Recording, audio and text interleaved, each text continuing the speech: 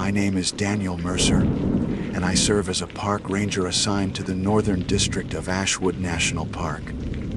I have been in this line of work for 11 years, and over that span of time I have come to understand that the forest has its own laws. Laws written not in books or policies, but in the whisper of trees and the silence that follows after dark. My duties are straightforward to anyone looking in from the outside. I patrol trails, enforce rules, tend to injured hikers, and close down campgrounds when the season wanes. What is not written in the job description are the nights when the woods lean in close and remind you that after the gates are locked, something else claims the land. I used to believe my flashlight beam was enough to keep the shadows back, but experience has taught me otherwise. The park in daylight is a sanctuary. Deer grazing by riverbeds, wildflowers painting the meadows, and children racing through trails their grandparents once hiked. At dusk, however, when the last vehicles roll down the asphalt toward town, and the sound of laughter fades into the distance, the air changes. It is subtle at first, like the woods taking a slow breath in. But after that breath, silence falls too heavy, too complete, as if every living thing is listening. That silence has weight, and when you spend enough years working past closing hours, you learn to respect it. I remember the first week I was put on closing patrol alone. My partner at the time, Ranger Lyle Carver, slapped me on the back and told me not to overthink it. Just lock the gates, check the trailheads, and radio in before midnight, he said. The woods may creak, but they won't bite. He was wrong. I have never said that to his face, but I know now he was wrong. The woods bite, and they bite hard. The first bite came one September night, when I was driving the service road back toward the maintenance shed. A figure stood in my headlights, too tall to be a hiker, too still to be a deer. Its arms hung too low, brushing against its knees. I braked hard, fumbling for the radio. When the light swept over the figure again, it was gone. Lyle laughed when I told him, said it was just nerves.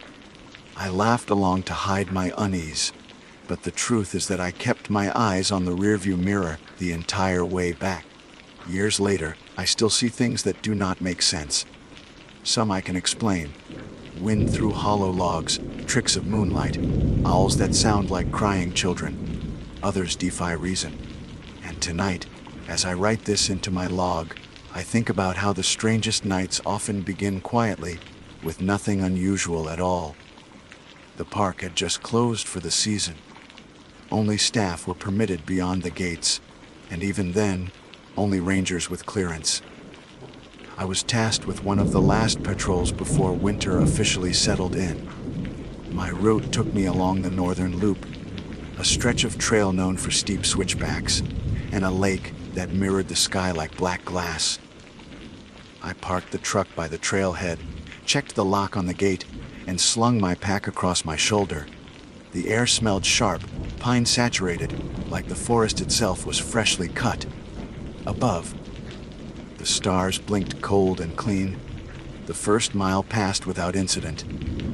My boots crunched over gravel, and the beam of my flashlight bounced along the path ahead. I carried a sidearm, though rangers rarely had cause to use one, and my radio buzzed faintly with the static of distant chatter. By the second mile, the quiet settled heavy. I paused, holding my breath, listening. No wind, no insects, no trickle of the usual creek beside the trail, just the sound of my own breathing. I tapped the radio. Ranger Mercer checking in. Northern loop clear so far. Static hissed back at me, swallowing the words whole. I frowned. Reception could be poor up here, but the complete absence of reply scraped against my nerves. I kept moving. At the third mile, I saw it. A lantern light flickering through the trees off to my right. Too high up to be a campfire, too steady to be a reflection. No one was supposed to be out here. I angled my light toward it, but the glow did not dim or scatter like a beam against fog.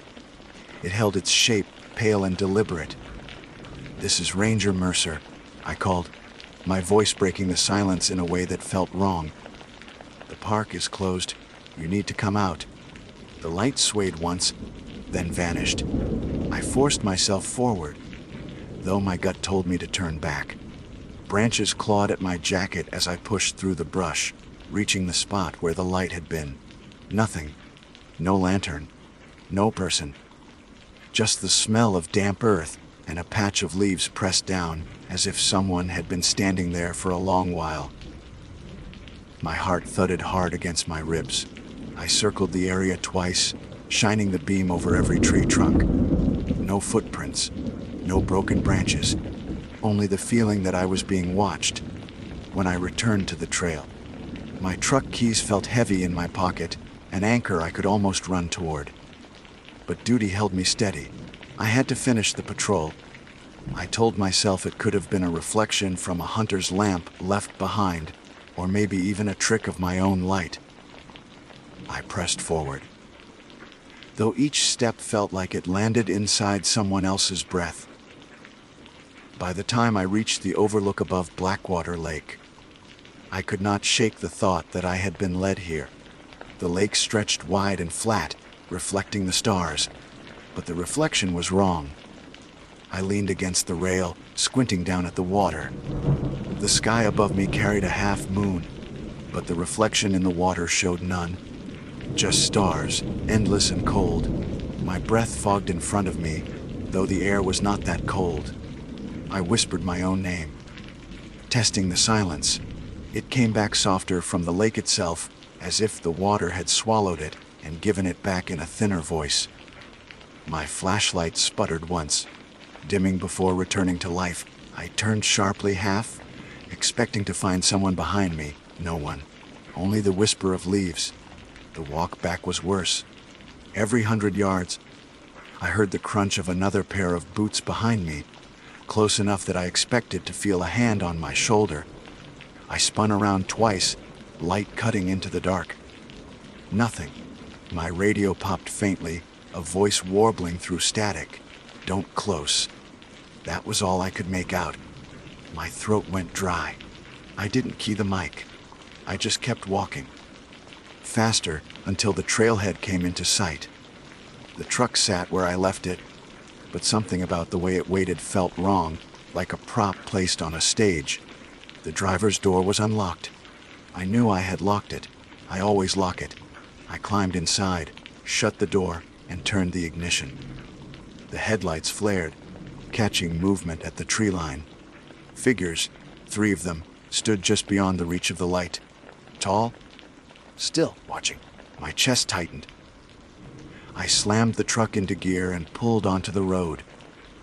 When I glanced back through the mirror, the figures were gone, as if they had never been there. I didn't breathe easy until I reached the ranger station. Even then, when I stepped out of the truck, the night felt wrong. The air carried no insect song, no rustle of small animals. The silence pressed against the windows of the station, heavy and patient. I locked the door behind me and sat at the desk, forcing my hands to stop shaking long enough to write the log entry. My handwriting trailed unevenly across the page, the words breaking into scratches. I tried to rationalize, to piece the night into something that could be explained. But there are no explanations that satisfy. I saw the lantern. I heard my own voice returned from the water. I know the door was locked, and I know I saw them. Those tall, still figures at the tree line. This was not the first time strange things have happened after closing. It will not be the last. And though I am still a ranger, sworn to protect the park and the people who pass through it, I know deep down that after the gates are shut, it is no longer our park. It belongs to them. The next morning I stood on the station porch with a mug of burnt coffee, watching mist lift off the pines. Sleep hadn't come easy. Every time I closed my eyes, I saw the lantern swaying and the figures waiting just beyond my headlights. I told myself I'd imagined most of it, but the weight in my chest didn't ease. I've learned over the years that silence in the woods is rarely innocent. When the forest withholds its voice, it is because something else is speaking, something you cannot hear until it wants you to. Lyle showed up around 9, stamping his boots against the porch. He grinned like he always did, that same grin that once made me believe this job was just a long hike with a paycheck. "You look like hell," he said, sipping from his thermos. I didn't tell him the truth. I just said I hadn't slept. He didn't need to know about the voices or the figures. Or maybe I didn't want him to know, because admitting it aloud would cement it into something more than a nightmare. He clapped my shoulder and said he'd take the southern loop, leaving me to cover the north again that night. I didn't argue. Duty was duty, and avoiding the northern loop would feel like weakness. By dusk, I was back in the truck, headlights carving tunnels through the fog that pooled low to the ground. The gate locks clicked heavy under my gloves, and the sound carried too far in the stillness. I swept my beam over the empty trailhead, half expecting to see someone waiting in the trees. Nothing. I started down the path. The forest swallowed me whole within minutes. It always amazed me how quickly the world shrank when night fell out here. My flashlight showed only 10 feet ahead, my own boots the only sound. Every turn felt sharper, every branch more deliberate. A mile in, my radio crackled. This time the static didn't swallow the voice completely. Daniel Mercer. My name drawn out slow. My knees locked mid-step. The channel was clear. No one was supposed to be broadcasting. I raised the mic. "Identify yourself." Static. Then faint laughter, brittle and raw. Too close to a child's giggle, but layered, like several voices stacked. I flicked the dial to another channel.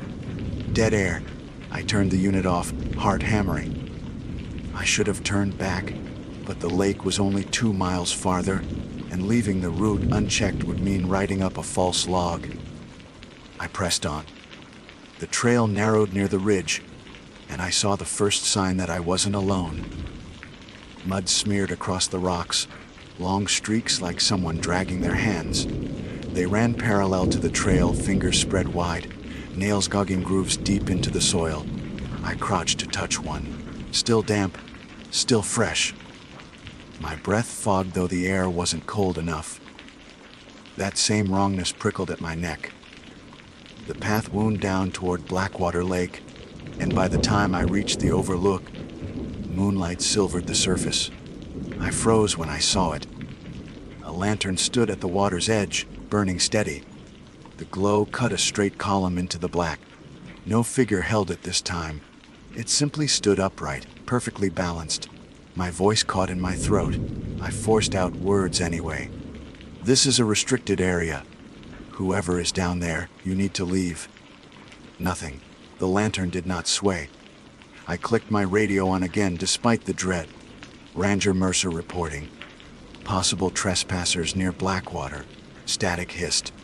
But buried inside was my own voice, repeating the words back half a second delayed, like a mocking echo. I shut it off and felt bile rise in my throat. I couldn't stop staring at the lantern. Something in me, curiosity, duty, or plain stubbornness, pushed me to move closer. I descended the slope, boots sliding on loose dirt. Halfway down, the lantern went out. Darkness smothered everything. I lifted my flashlight, beam cutting the shore. No lantern, no footprints, just wet stones shining like glass. My lungs ached with every breath. The lake was too still, too perfect, as if painted. I turned in a slow circle, every muscle locked tight. That was when I heard the boots again. Behind me on the trail, 1 step, then 2. Smeasured. I swung the flashlight up. The beam caught the slope, but nothing stood there. The sound stopped. My chest heaved. I scrambled back up, nearly slipping twice, and reached the overlook rail. The forest beyond the trail was darker than before. Shadows pooled so thick my light barely penetrated. Then the beam hit something. A figure tall, standing between the trees, arms brushing its knees. Same as before. It didn't move, didn't flinch when the light struck. My breath rattled out. I blinked once, twice, and it was gone. I staggered backward against the rail, pulse roaring in my ears. The hike back was a blur. I kept the light on the trail, refusing to look sideways no matter how many times I heard twigs snap or whispers bleed through the static of my radio, even though it was off. By the time the truck appeared through the trees, I nearly broke into a run. The driver's door was locked this time, thank God, but when I climbed in, the passenger seatbelt was buckled. I hadn't touched it. My throat tightened. I unlatched it with a shaking hand, then turned the key and gunned the engine. The road twisted through dark pines, and halfway to the station, the headlights swept across something that made my stomach drop. Every tree trunk bore a mark, tall, thin circles gouged deep into the bark, repeating in a pattern too precise to be random. Each circle looked like an open mouth, hundreds of them staring as I drove past. I gripped the wheel hard, refusing to slow down. The marks blurred into streaks in my peripheral vision, but I knew they'd still be there come daylight. The forest had shown me its teeth. When I reached the station, the lot was empty. Lyle's truck wasn't back yet. I parked fast, rushed inside, and locked the door. My hands trembled as I scribbled the report, but I didn't know what to write. Suspicious activity felt too small. Trespassers didn't cover it. I left the page half finished, words trailing into scratches. Outside, the night pressed against the windows again. Heavy, waiting. My radio powered down, popped once from across the room. Then my voice spilled out, warped and soft, saying words I hadn't spoken. Don't close the park. The radio never should have spoken on its own, but it did.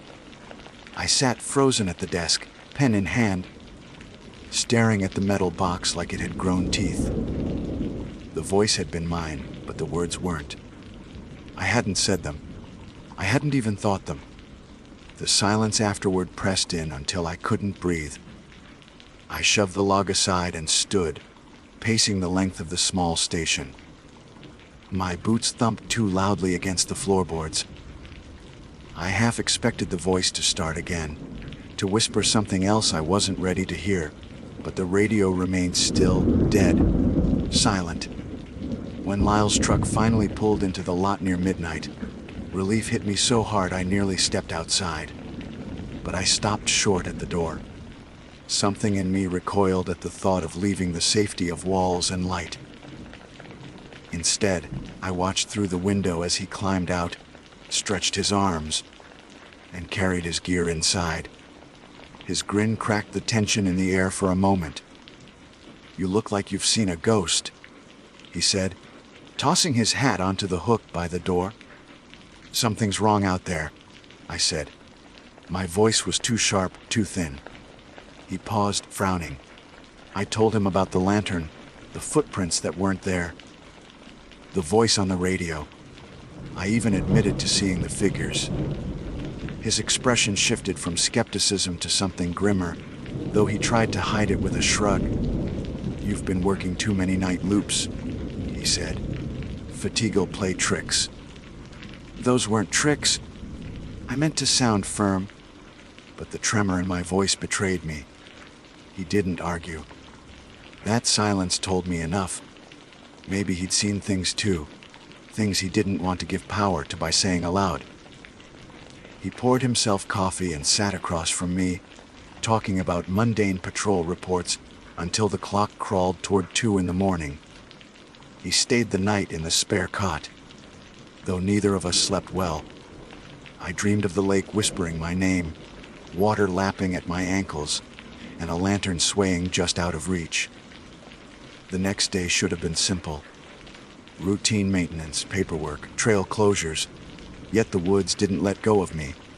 I carried the unease like a second skin. Every gust of wind sounded like words. Every raven perched too long felt like a sentinel. Lyle noticed but didn't say anything. That silence was its own kind of confession. By dusk, I found myself driving the northern road again. I told myself I just needed closure, proof that nothing waited there when the sun fell. But part of me knew the forest wanted me back, drawing me in like gravity. I parked at the trailhead, locked the truck, checked twice, then slung my pack over my shoulder. The light was thin, bleeding orange through the branches. Shadows stretched long across the ground, too long, like they were reaching for me. The first mile passed under a hush so complete it rang in my ears. I stopped once, knelt, and touched the dirt. No prints, no signs of life, not even the scurry of a mouse. It was like the forest had emptied itself out. When I straightened, I realized I could hear something faint ahead, soft metal tapping, like chain links brushing together. It carried through the trees, steady, rhythmic. I followed. The sound grew clearer until I reached a bend where the trail overlooked a dry creek bed. There, swaying from a branch 10 feet above, hung a lantern. No flame, no bulb. Just a shell of rusted metal creaking in the still air. The tapping came from its handle brushing the bark. My flashlight beam fell across it, catching flecks of old soot inside. The sight rooted me to the ground. The lantern swayed once, then stopped. Branches cracked behind me. I spun, light sweeping over the brush. Nothing. My pulse hammered. I turned back. The lantern was gone.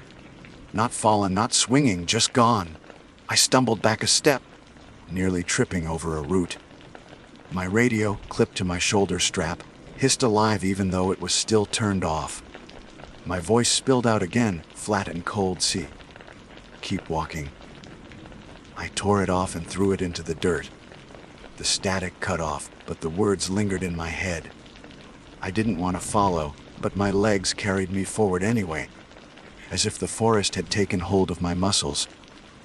By the time I reached Blackwater Lake, the moon was high, thin light draped across the water. I froze at the shoreline. Dozens of lanterns lined the bank, each burning pale white, their reflections shivering in the still surface. They were spaced evenly, like sentinels, forming a ring around the lake. The sight hollowed me out. No one could have set them up in the time it took me to walk here. No one could have lit them. I forced air into my lungs and raised the flashlight. The beam cut across the lake and landed on a figure standing on the opposite bank. Tall, still, arms dangling low, it faced me directly. Even across the distance, I felt its gaze settle heavy on my chest. The lanterns flared brighter, as if feeding on that silent acknowledgement. The water rippled though no wind touched it. My reflection blurred, then sharpened into something not quite me. Its mouth moving, whispering words I couldn't hear. My throat locked. I backed away slowly, refusing to turn. The figure didn't move. It only watched. When I finally reached the tree line, the lanterns flickered out in unison, plunging everything into black. I stumbled up the trail, heart clawing at my ribs. The forest closed in, thicker, heavier. At one point I glanced back. The figure was closer now, standing halfway up the slope, unmoving but undeniable. I forced myself to run. The truck came into view like salvation. I fumbled with the keys, slammed the door, started the engine. Headlights blazed, and caught something that made me slam the brakes. The road was lined with trees, and carved into each trunk were those same circles, dozens more than before, deep grooves glistening like open mouths. And within some of them, lanterns burned. Not hanging, not set on branches, burning inside the bark itself. Flames flickering behind wood, as if the trees were hollow and alive. I floored the accelerator. The road twisted past the glowing trees, their lights trailing after me, chasing, until finally the station lights broke through the dark. I skidded into the lot, killed the engine, and stumbled inside. The air in the station felt too thin, the walls too weak. I locked the door twice and sat at the desk, breathing hard. The radio on the shelf turned on by itself. My voice again, steady this time, not warped. Don't run. Not yet. The voice on the radio drained every ounce of heat from my body. Hearing my own tone, calm and steady, telling me not to run, it was worse than any scream. I couldn't make myself move for a long while. The room felt smaller than it had ever been, the walls closing in, the windows shivering under the weight of the dark. When I finally found the nerve to yank the cord out of the radio, the silence that followed wasn't a relief. It was heavier, charged. My hands shook so bad I dropped the cord twice before it dangled useless on the floor. The box was dead now, no power, no hum, nothing. But even as I stared at it, I half expected my voice to spill out again. I told myself I'd quit in the morning. 11 years in uniform, and suddenly I was ready to leave it all behind. Let the next ranger take the north loop. Let someone else face whatever stood in those trees. But at dawn, when the first light leaked over the ridge, my resolve cracked. A ranger's oath isn't about easy days. It's about staying when it gets hard, when it gets dangerous. And besides, walking away wouldn't matter. I knew, deep down, that whatever had found me wasn't bound by park borders or job titles. That day passed in a haze of exhaustion. Paperwork blurred. Calls with district managers sounded like static. Lyle noticed my silence but didn't press. He'd been on edge too, more than usual. His eyes darted toward the tree line each time he stepped outside. That told me more than his words ever could. We were both being watched, whether he admitted it or not. When dusk fell again, I felt the pull. It wasn't duty this time, it was compulsion, like the woods themselves expected me. The air thickened as the sun bled away, turning the sky to iron. I grabbed my flashlight, sidearm, and radio. This time, before stepping outside, I wrapped the radio in my jacket and shoved it deep in the bottom of my pack, hoping distance might muffle whatever lived in its circuits. The trail greeted me with silence again, only heavier, like a held breath. My boots echoed too sharp against dirt. Every step felt like it traveled farther than it should. The trees loomed taller than yesterday, trunks swelling with the circles carved deep. Some fresh, some oozing sap that glowed faintly, as if the cuts had reached veins. A mile in, I stopped. Ahead, the trail was blocked, not by fallen logs or rock slides, but by a wall of lanterns. Dozens of them, balanced in neat rows across the path, each burning pale white. They stood on the ground, evenly spaced, with no one holding them. I couldn't see past their light. The glow was too strong, too unnatural, bending the shadows into sharp edges. I should have turned around. Instead, I stepped closer. The air grew hotter with each lantern I passed, though no heat touched my skin. The smell of iron filled my nose. I counted as I walked. 1, 2, 3, until the numbers lost meaning. They went on longer than the path could hold, stretching the forest into something bigger than it was. When I reached the last lantern, the forest changed. The trees bent inward, forming an arch overhead. The ground sloped steep, pulling me toward Blackwater Lake again. I didn't choose to walk. My legs carried me, each step cinched with the crunch of boots behind me, though I didn't dare look back. My breath came shallow, matching a rhythm not my own. The lake lay waiting, but it wasn't the same. Tonight the surface boiled with faint ripples, though no wind stirred. Lanterns floated on the water itself now, drifting in slow circles, their reflections forming patterns I couldn't decipher. And on the far shore, figures waited. Not one, not three, a dozen. Tall, unmoving arms hanging too long. Their heads tilted in unison when my light struck them, like a row of marionettes pulled by the same string. I whispered a curse, more prayer than profanity, and backed toward the tree line. My foot struck something soft. I glanced down. A backpack lay in the dirt, half buried in pine needles. Mud streaked, straps torn. Recognition hit me like ice. I'd seen that bag before in a missing persons report from last year. A college kid, Last seen hiking the North Loop, never found. I dropped the flashlight beam onto the zipper. It was undone, and inside, instead of clothes or gear, lay a rusted lantern. Its glass was cracked, but faint white light blawed through. The figures across the lake stepped forward in perfect unison. One step, then another. The water didn't ripple beneath them. They walked across it as if it were solid ground. Panic clawed up my spine. I grabbed the pack and hurled it into the trees. The lantern inside clanged against a trunk, light flickering. The figures stopped mid-step. For a moment, the lake fell silent. Then, slowly, they turned their heads, every one of them, toward where the bag had landed. Their focus shifted away from me, just enough for my legs to break free. I ran, branches tore at my jacket. Roots rose to snag my boots. My chest burned with each breath. But I didn't stop until the trail opened to the road. My truck waited, headlights catching dust in the air. Relief buckled my knees. I climbed in, locked the doors, started the engine. As the tires rolled over gravel, I glanced at the passenger seat. The seatbelt was buckled again.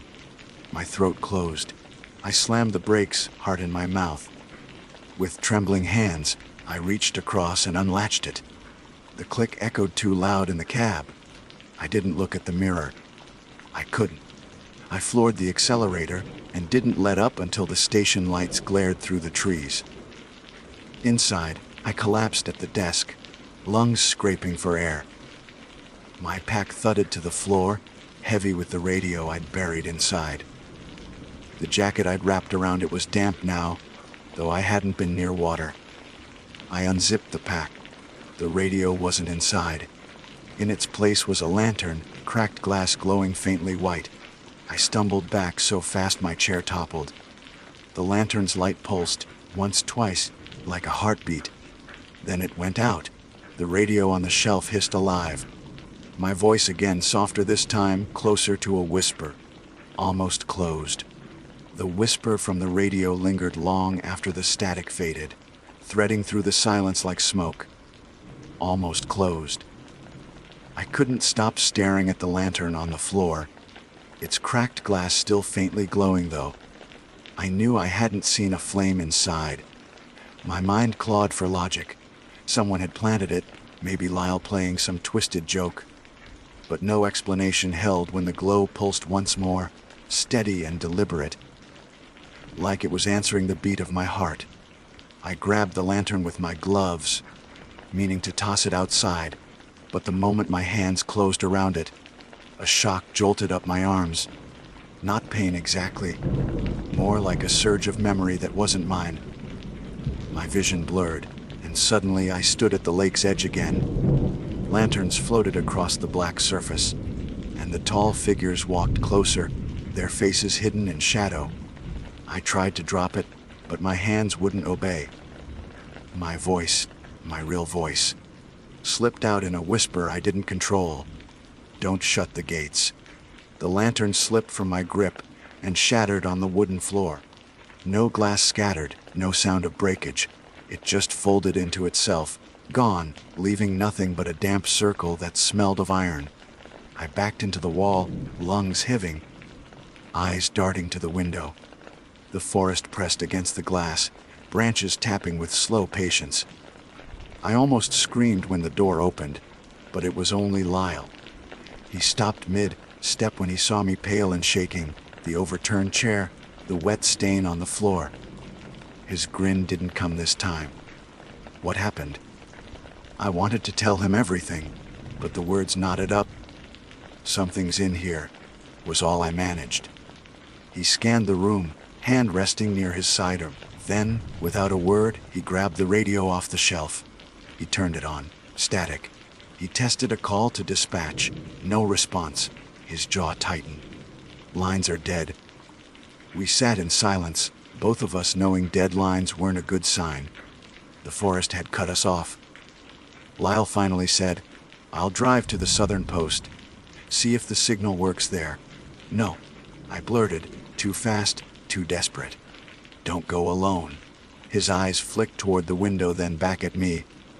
He nodded once. Then we go together. The drive was worse than walking the trail. The headlights carved narrow tunnels through the dark, and beyond their reach, the trees leaned close, every trunk scarred with circles. Some of those circles weren't empty this time. Faces stared out from them, pale, hollow-eyed, pressed into the bark like something had swallowed them half through. Their mouths hung open, shaping words I couldn't hear. I gripped the wheel so hard my knuckles burned. "Do you see that?" I asked, though I didn't need confirmation. "I see," Lyle said. His voice was low, flat, stripped of the easy humor he wore like armor. Half a mile from the southern station, the truck jolted to a stop. Not from me braking. Something blocked the road. Lanterns. Dozens of them lined up in neat rows, stretching across the gravel like a glowing fence. They burned white and steady, no smoke, no flicker. I shifted into reverse, but the rear view showed the same wall of lanterns behind us, sealing the road. My chest tightened.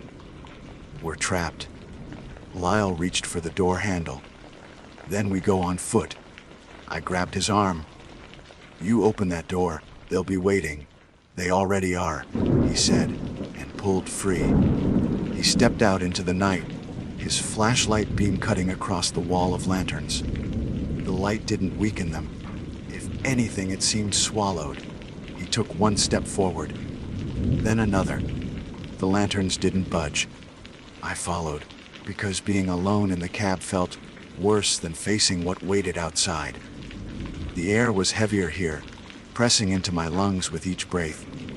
I tried circling around, but no matter how I moved, the lanterns seemed to stretch farther, bending the road into something endless. Then they all went out. At once, the darkness that fell wasn't normal. It wasn't the absence of light. It was a thing itself, thick and crushing. My flashlight flickered, sputtered, died. In the black, I heard boots. Dozens of them marching in unison. Too close, too steady. Back to the truck. Lyle hissed. We stumbled blind until our hands struck metal. We climbed in fast, doors slamming. I tried the ignition. The engine coughed, sputtered, refused. The windshield filled with pale shapes, figures, arms dangling too long, heads tilting watching. Lyle raised his pistol. "Don't," I whispered. My gut screamed that firing would break something we couldn't fix. He froze, weapon trembling in his hands. The figures pressed closer, faces almost clear now. Skin stretched thin, eyes hollow but glinting faint white, like lantern flames burning inside their skulls. One of them stepped forward, placing a hand on the hood. The metal groaned under its weight, though it didn't look heavy. Another leaned close to the driver's side window. Its mouth opened. Light poured out, white and endless. The truck engine roared to life on its own. My hands weren't on the key. The headlights blazed, blinding, and the figures recoiled into the trees. I slammed the accelerator without thinking. The tires screamed, gravel spraying. We shot forward, the road bending, twisting, until the southern station appeared like a mirage through the trees. We didn't stop until we skidded into the lot. The building sat dark, windows black, empty, deserted. I killed the engine, chest heaving. Neither of us spoke for a long time. Finally, Lyle said, "It's not the park." I frowned at him, shaking. "What?" He stared out the windshield, voice hollow. "It's not bound here. It's not about trails or stations or gates. It's us. It followed us in." The words sank cold into my bones. For the first time since this began, I realized leaving the park wouldn't matter. Locking the gates wouldn't matter. Whatever walked the trails at night had already chosen us. And from somewhere inside the southern station, a lantern flickered to life, pale white through the dark window. The lantern glowed from inside the southern station window, steady and pale, though no one had gone in. The sight froze us in place. Every instinct screamed not to open the door, not to step closer, but Lyle gritted his teeth and raised his pistol. "We're can't just sit out here." I wanted to argue, but the truth was worse. We couldn't sit anywhere. The woods pressed in on every side. The figures hadn't followed us into the lot, but I could feel them watching from the tree line. Waiting. The lantern in the window pulsed once, like a heartbeat. We climbed out of the truck together, our boots crunching too loud on gravel. The door of the station was locked. Or maybe it only pretended to be. The moment Lyle twisted the handle, it gave way. The smell that poured out wasn't dust or wood. It was iron and damp stone, the smell of the lake at night. Inside, the air shimmered faintly white. Lanterns lined the desks, the counters, even the floor, though none had existed there before. Their glow threw our shadows long across the walls, and those shadows didn't move right. Mine twitched a second too late when I turned my head. Lyle's lifted its arm when he didn't. I tried not to look at them. My chest tightened as the radio on the desk snapped to life. My voice filled the room, calm and low, almost closed. "One more night.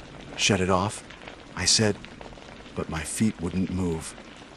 Lyle reached for the cord, but before he could touch it, the lanterns all flared. The shadows on the walls peeled away, separating from us, growing taller, their arms brushing their knees. The same forms we'd seen in the trees now rose inside, born from our silhouettes. Lyle fired. The shot rang like thunder in the small room. The shadow that had been his didn't flinch. The bullet punched through the wall, wood splintering. The figure only tilted its head, as though amused. The lanterns dimmed, and in the sudden hush, I heard boots circling outside the station. Not just a few. Dozens. "We need to go?" I rasped. My voice felt raw in my throat. We backed toward the door, but the lanterns pulsed again, locking our legs. I couldn't move. My body wasn't mine anymore. The figures stepped closer, arms dangling, faces blurred but eyes burning pale. One leaned near, and in its hollow voice, I heard my own words return to me. "Don't close the park." My chest clenched. The truth bled clear in that moment. They didn't want the gates shut. They wanted them open. They wanted the woods unbound, the paths free to swallow more than hikers and campers. My knees buckled. Lyle spat on the floor, defiant to the last. Over my dead body, the lanterns blazed so bright the air itself hummed. Our shadows tore completely free. Mine reached for me, its hand long-fingered, almost brushing my chest. Pain lanced through me, cold and sharp, like something was tugging loose from the marrow. I screamed, though the sound came out muffled, strangled. Then the light faltered. Just for a second, but enough. Lyle shoved me hard toward the door, and the shove broke whatever grip held my legs. We staggered outside into the night. The figures in the trees leaned forward, dozens of them, eyes flaring white. The lantern in the window flickered, dying, but only because the rest had already spread outside.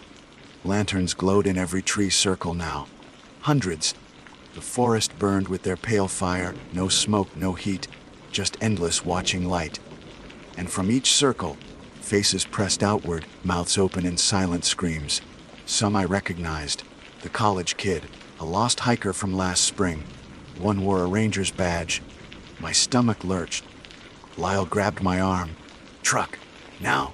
We ran. Boots thundered behind us. Too many to count, too steady to be human. The cab door barely slammed shut before the first figure reached the lot, pale eyes flaring against the headlights. The engine roared again on its own, like the forest itself wanted us moving. I floored it, gravel spitting, tires screaming. The road twisted, but it no longer felt like the park road.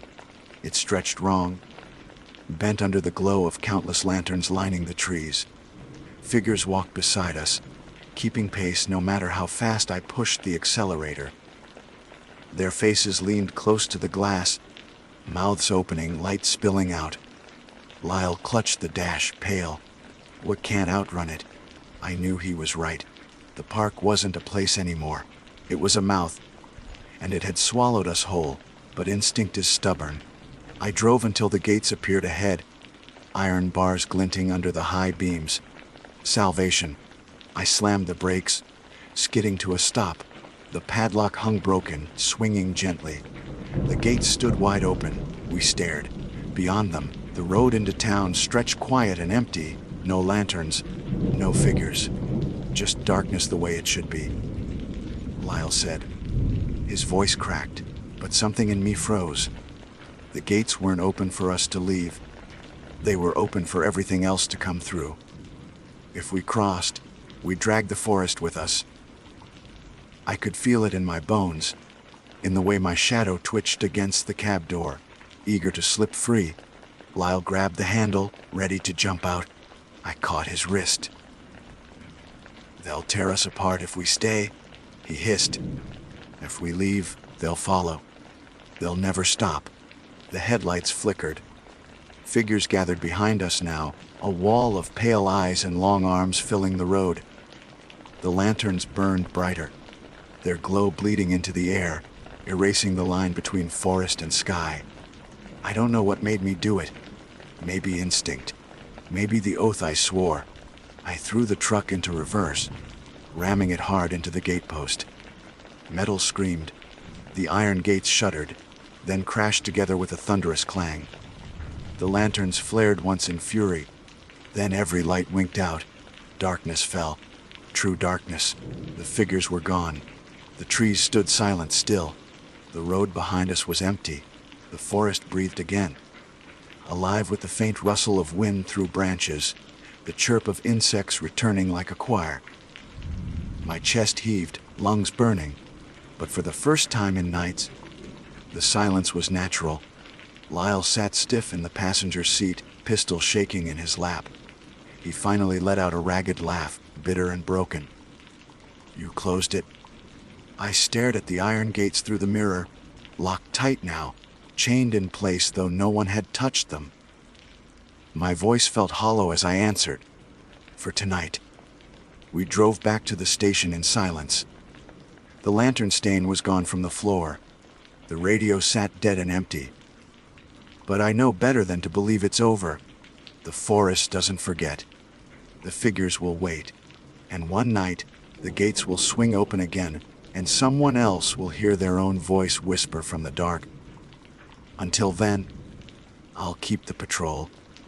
I'll keep the gates locked. And I'll pray that when the forest decides it wants out, I'm not the one standing watch.